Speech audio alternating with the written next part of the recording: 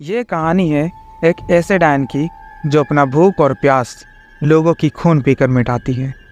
ये कहानी है एक ऐसे डायन की जो लोगों को अपने जाल में फंसाकर उनका खून पी जाती है। नमस्कार दोस्तों, स्वागत है आपका हमारे YouTube चैनल इंटरैक्टिव चाम पर।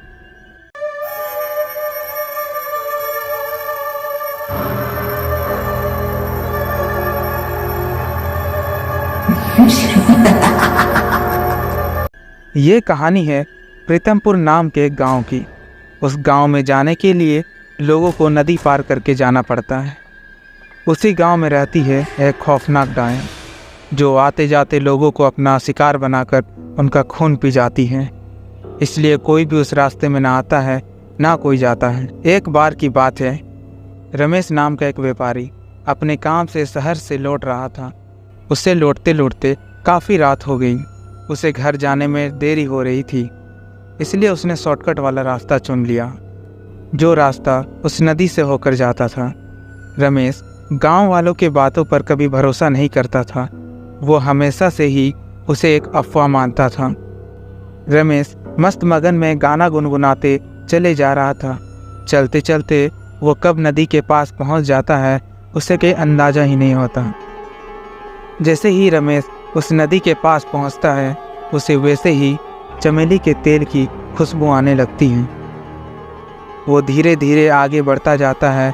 तभी उसे एक खूबसूरत औरत दिखाई देती है जो देखने में काफ़ी सुंदर होती है, जिसका बदन कमल के फूल के समान कोमल थे, जिसके होठ एकदम गुलाबी थे, जिसके बाल रेशम के समान थे। वो एकदम गोरी चिट्टी थी, मानो ऐसी लग रही थी जैसे कोई अप्सरा उतर आई हो।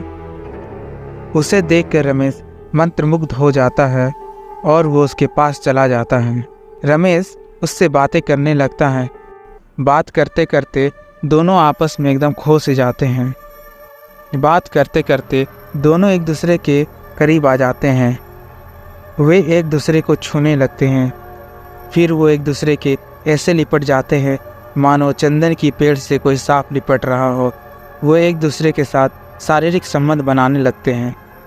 उसी बीच जैसे ही रमेश की नज़र उसकी ओर पड़ती है, वह खूबसूरत औरत एक खौफनाक बूढ़ी औरत बन जाती है, जिसके खुले बाल, बड़े बड़े नाखून थे। उसे देखकर रमेश एकदम डर सा जाता है और वहाँ से भागने के लिए छटपटाने लगता है। लेकिन वो डायन उसे अपने चंगुल में फंसा लेती है और उसे जाने नहीं देती। वो उसे देखकर ज़ोर ज़ोर से हंसने लगती है और अपना नाखून उसके छाती को चीर उसके दिल में घुसा देती है और उसका सारा खून पी जाती है। अगले सुबह जब गांव वालों को रमेश की लाश मिलती है तो वो उसे ले जाते हैं और उसका अंतिम संस्कार करते हैं। ऐसे ही जब डायन लोगों का शिकार ज़्यादा करने लगी और गांव वाले डरने लगे, तभी उस गांव के सरपंच ने सभी गांव वालों के साथ मिलकर यह तय किया कि वो उस डायन को पकड़कर मार देंगे। फिर सब ने मिलकर एक योजना बनाया कि वो उस डायन को पकड़ेंगे। उसके लिए उन्होंने एक ज्ञानी साधु को बुलाया। फिर अगले दिन रवि नाम का एक व्यक्ति रात को उस नदी के पास जाता है। जैसे ही वो उस नदी के पास जाता है, उसे एक सुंदर मनमोहक लड़की दिखाई देती है, पर रवि समझ गया था कि वो लड़की नहीं, बूढ़ी डायन है।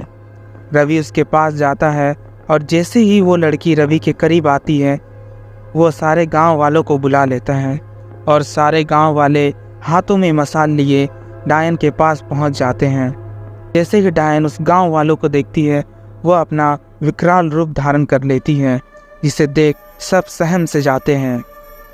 तभी वो साधु वहां आ जाता है और अपनी शक्तियों से उस डायन को एक कलश में भर देता है और उसे वो अपने साथ ले जाता है।